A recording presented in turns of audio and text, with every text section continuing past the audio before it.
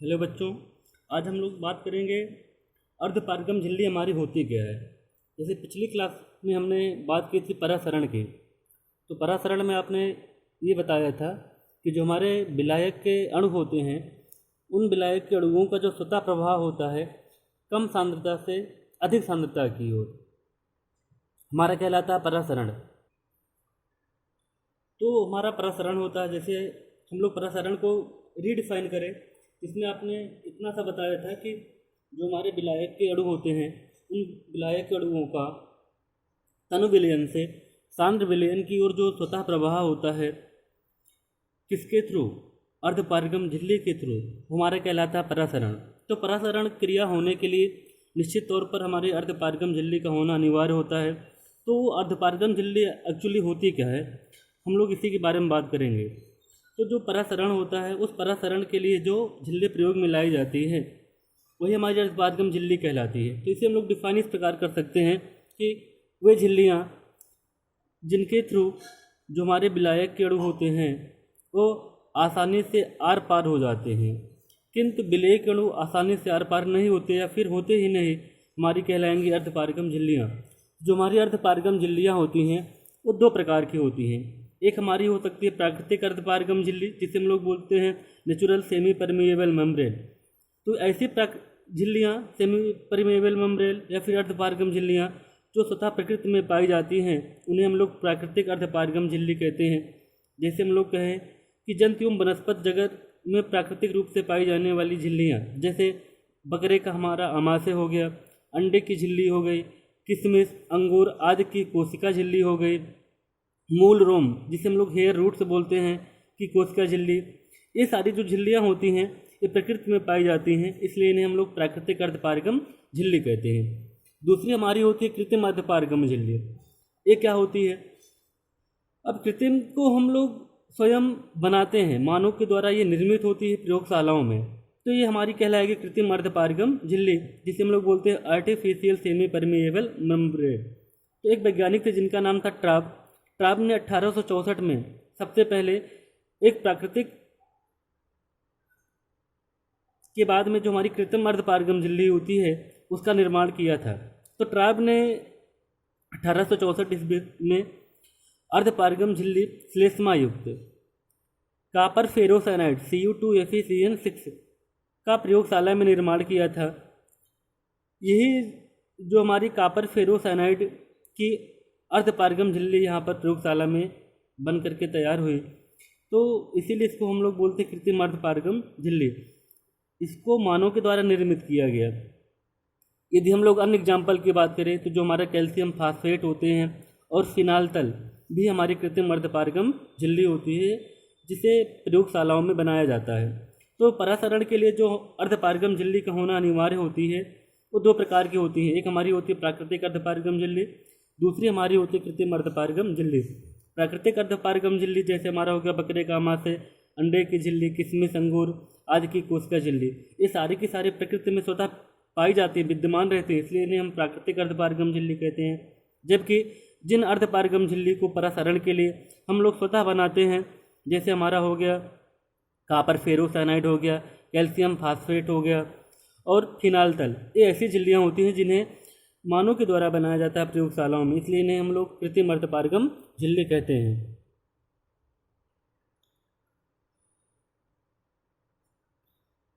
बाकी हमको पढ़ना है कि परासरण दाब हमारा होता क्या है। ऑस्मोटिक प्रेशर, तो इसे हम लोग डिफाइन करेंगे केवल। तो परासरण दाब एक्चुअली होता क्या है? किसी विलयन का या फिर किसी विलयन को अर्धपारगम झिल्ली द्वारा विलायक से पृथक रखा जाए। यदि कोई भी हमारा विलयन है, उस विलयन को अर्धपारगम झिल्ली के द्वारा हम विलायक से पृथक रखें। इसका मतलब है कि जो विलायक का प्रवाह है किसके द्वारा? अर्धपारगम झिल्ली के द्वारा, वो ना हो पाए, मतलब उससे हम रोक दें। तो विलायक का विलयन में परासरण रोकने के लिए कम से कम जितना हम बाहरी दाब विलयन में लगाना पड़ता है ताकि परासरण हमारा रुक जाए, वह उस विलयन का परासरण दाब कहलाता है। फिर समझिएगा, किसी विलयन को अर्धपारगम झिल्ली द्वारा विलायक से पृथक रखा जाए। सबसे पहले आपको करना क्या है? किसी विलयन को अर्धपारगम झिल्ली द्वारा विलायक से पृथक रखा जाए। तो विलायक का विलयन में परासरण रोकने के लिए तो विलायक का विलयन में परासरण रोकने के लिए कम से कम जितना बाहरी दाब विलयन में लगाया जाता है या फिर लगाना पड़ता है वह उस विलयन का परासरण दाब कहलाता है। अब इसी परासरण दाब के द्वारा हम लोग वान हाफ समीकरण की व्युत्पत्ति करेंगे।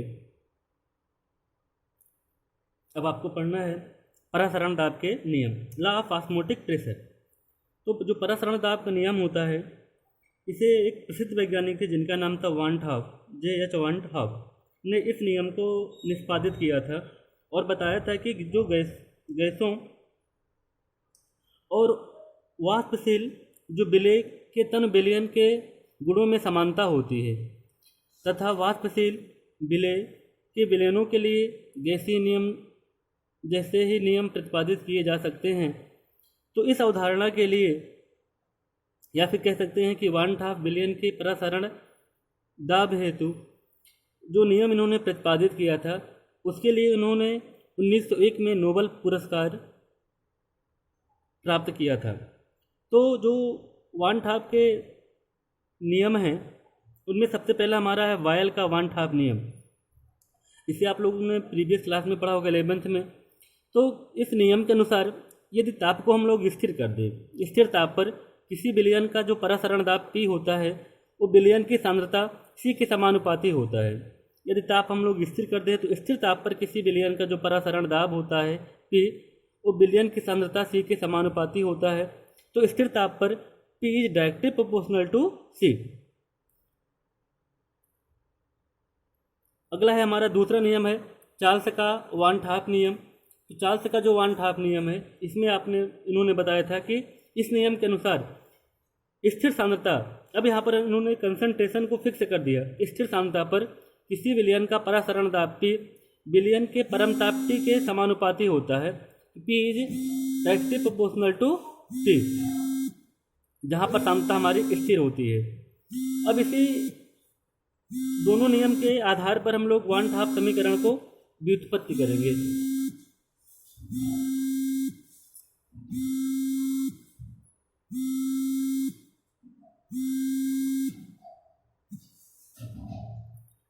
व्युत्पत्ति करेंगे तो वान हाफ यहाँ पर हमारा हो जाएगा विलयन समीकरण।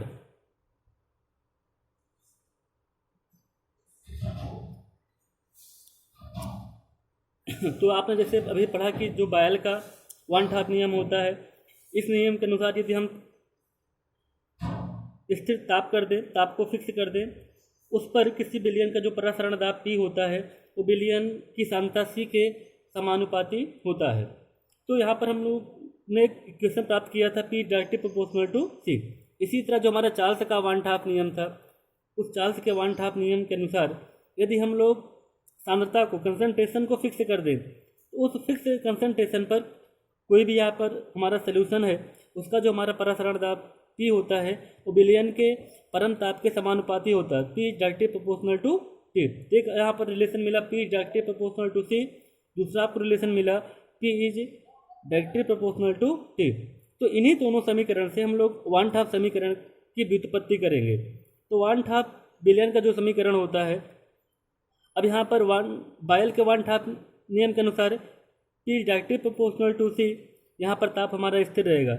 चार्ल्स के वान हाफ के नियम के अनुसार P directly proportional to T, जहाँ पर स्थिर सांद्रता पर यहाँ पर सांद्रता हमारा स्थिर रहेगी। इन समीकरण 1 और समीकरण 2 को मिला देते हैं, यहाँ पर आपको एक रिलेशन मिलेगा P directly proportional to C into T।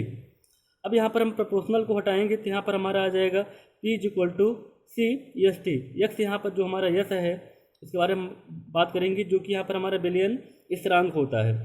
तो P is equal to C S T is equal to, अब यहाँ पर जो C है, C को हम लोग लिख सकते हैं n अपान में V, जहाँ n है मोलों की संख्या, विलय की मोलों की संख्या, अपान में V विलयन का आयतन। तो P इज इक्वल टू हमारा हो सकता है n अपान में V into S into T। ये हमारा समीकरण 3 हो गया। यदि हम n निकालना चाहें, n हमारा होता है मोलों की संख्या बराबर होता है विलय का ग्राम में भार बटे विलय का अणुभार। तो एक हमारा समीकरण मिल के चला है P V is equal to N S T. B जब पी की साइड में जाएगा तो यहाँ पर पी भी हो जाएगा is equal to N S T. अब एन इज इक्वल टू होगा हमारा डब्ल्यू अपान में एम एस टी।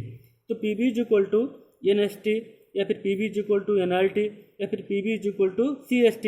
यही हमारा जो समीकरण है ये हमारा 1/2 बिलियन का समीकरण है।